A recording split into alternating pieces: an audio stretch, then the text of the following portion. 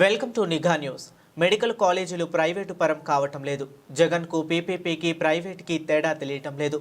YCP అధినేత జగన్మోహన్ రెడ్డికి ప్రైవేటుకు పీపీపీకి తేడా లేదు తెలియదని, మెడికల్ కాలేజీలు ప్రైవేటు పరం కావటం లేదని దక్షిణ నియోజకవర్గ ఎమ్మెల్యే వంశీకృష్ణ శ్రీనివాస్ తెలిపారు. రాష్ట్రంలోని 17 మెడికల్ కాలేజీలకు జగన్ ప్రభుత్వం ఎంత ఖర్చు పెట్టిందో తెలపాలని డిమాండ్ చేశారు. పీపీపీ వల్ల నాణ్యమైన వైద్య సేవలు అందుతాయని, పేద విద్యార్థులు చదువుకునేందుకు అవకాశం ఉంటుందన్నారు. 33 సంవత్సరాల తరువాత యథావిధిగా కాలేజీలు అన్నీ ప్రభుత్వం చేతికి వస్తాయన్నారు. రాష్ట్ర ప్రజలు కోరుకునే విధంగా పరిపాలన సాగుతుందని, రాష్ట్రంలో ప్రగతి పథంలో నడుస్తుందని ఎమ్మెల్యే వంశీకృష్ణ శ్రీనివాస్ అన్నారు. శుక్రవారం సీతంపేటలోని జనసేన పార్టీ కార్యాలయంలో విలేకరుల సమావేశంలో ఆయన మాట్లాడుతూ, అభివృద్ధి, సంక్షేమం ప్రధాన ఎజెండాగా పాలన సాగుతుందన్నారు. మరో 15 సంవత్సరాలు కూటమి పాలన సాగితే అన్ని విధాలుగా రాష్ట్ర అభివృద్ధి చెందుతుందన్నారు.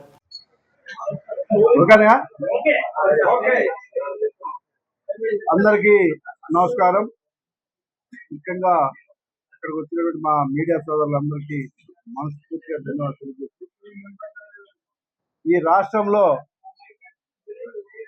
అద్భుతమైన పరిపాలన చేస్తూ రాష్ట్ర ప్రయోజనాల కోసం, రాష్ట్ర ప్రజలకు అనుకూలంగా,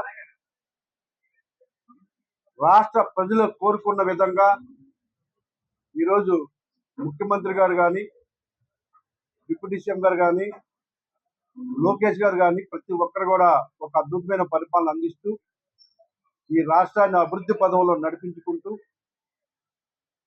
ఒక పక్క సంక్షేమము, మరో పక్క అభివృద్ధితో వాళ్ళ రాష్ట్ర వ్యాప్తంగా రోడ్లు కానీ, రాష్ట్ర వ్యాప్తంగా సంక్షేమ పథకాలు కానీ అద్భుతంగా ఉన్నాయని చెప్పేసి ప్రజలు చాలా హ్యాపీగా ఉన్నటువంటి పరిస్థితి వాళ్ళ రాష్ట్రంలో కూడా ఉంది.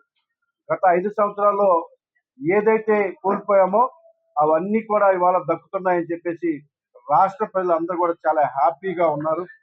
ఈ ప్రభుత్వం ఇంకొక 15 సంవత్సరాల పాటు ఉండాలి. ఈ రాష్ట్ర అభివృద్ధి జరగాలంటే కూటమి ప్రభుత్వం ఉండాలి. గత ప్రభుత్వం చేసిన దుర్మార్గాలు అన్నిటి కూడా ఇప్పుడిప్పుడే కవర్ అవుతున్నాయి కాబట్టి ఖచ్చితంగా 15 సంవత్సరాల పాటు ఉండాలి అని చెప్పేసి ఈ రాష్ట్ర ప్రజలందరి కోరిక.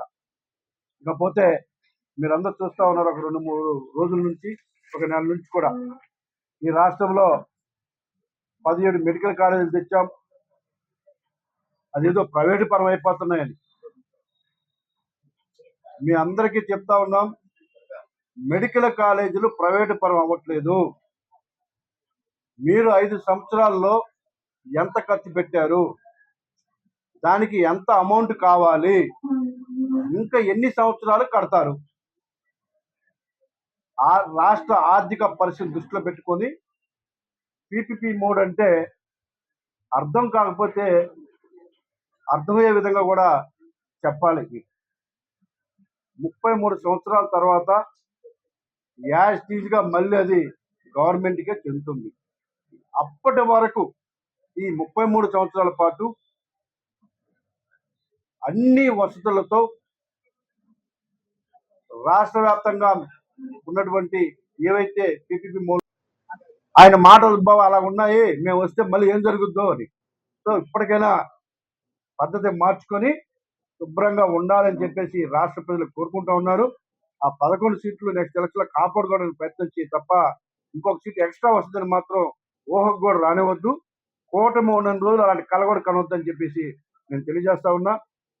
ఇంకెవరో ఇవాళ ఏదో అడుగుతున్నారు, ఏదో సిపి గారు ఏదో సిపి గారు మాట్లాడేది కరెక్ట్, తప్పే ఉంది. అక్కడ ఏదో అడావుడు చేస్తా ఉంటే ప్రతిపక్ష నాయకుడు హోదా లేదు అన్నాడు. తప్పేం లేదు అందులో. ప్రతిపక్ష హోదా ఎక్కడుంది? ఎవరైనా అంటారు దాన్ని.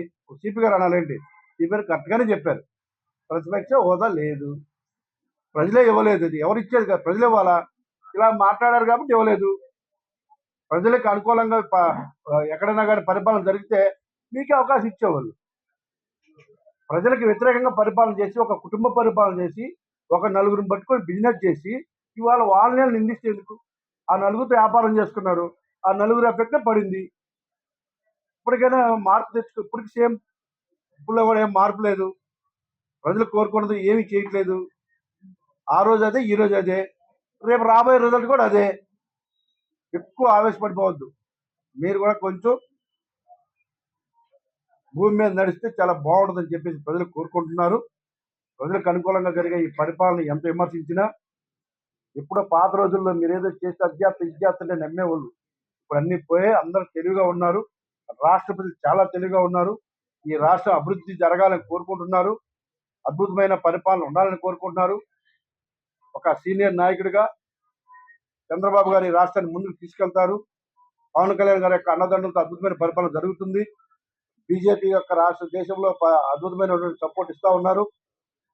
మోడీ గారి సపోర్ట్ తో ఒక అద్భుతమైన పరిపాలన జరుగుతున్న విషయాన్ని రాష్ట్ర ప్రజలు ఎప్పుడో గ్రహించారు, డిసైడ్ అయ్యారు. ఈ ముగ్గురు కలిసి పోటీ చేయాలి. అలాగే ఇంకోటి ఏదో చెప్తా ఉన్నారు, 5 సంవత్సరాల పాటు నువ్వు అక్కడ ఉండి ఏం చేసానో ఒక ఆత్మపరిచయం చేసుకోవాలి తప్ప ఏదో నేను అది చేస్తాను ఇది చేస్తానని చెప్తే 5 సంవత్సరాలు ఏమి పేకలేనివాడు ఇప్పుడేం దిగుతారని చెప్పి ప్రజలు నవ్వుకుంటా ఉన్నారు. అప్పుడు ఎందుకు గుర్తురాదు ఇవన్నీ? ఈ మీటింగులు ధర్నాలు ఏం చేస్తున్నారు? అప్పుడంతా పవన్ కళ్యాణ్ గారిని విమర్శించడం, చంద్రబాబు నాయుడు గారిని అరెస్ట్ చేయడాలు ఈ కార్యక్రమంతో సరిపోయింది. ఇప్పుడేమో తిరిగి మళ్ళీ అదే పద్ధతి వస్తా ఉన్నారు. ఇప్పటికైనా మీలో మార్పు రావాలి.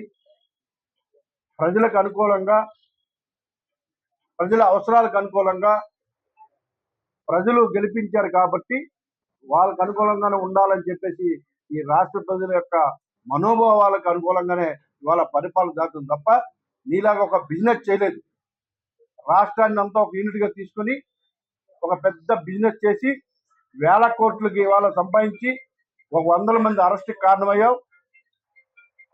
ఎంతో మంది జీవితాలు పాడు చేశారు. ఇంకా అవినీతి గురించి మనం మాట్లాడితే ప్రజలు నవ్వుకునే పరిస్థితి ఉంది. ఇప్పటికైనా కొంత మార్పు రావాలి మీలో అని చెప్పేసి ప్రజలు కోరుకుంటా ఉన్నారు. ఈ అవినీతి అంటే జనాలు నవ్వుకునే పరిస్థితి. ఇంకో విషయం చెప్తా ఉన్నారు, ఏదో స్టీల్ ప్లాంట్ గురించి.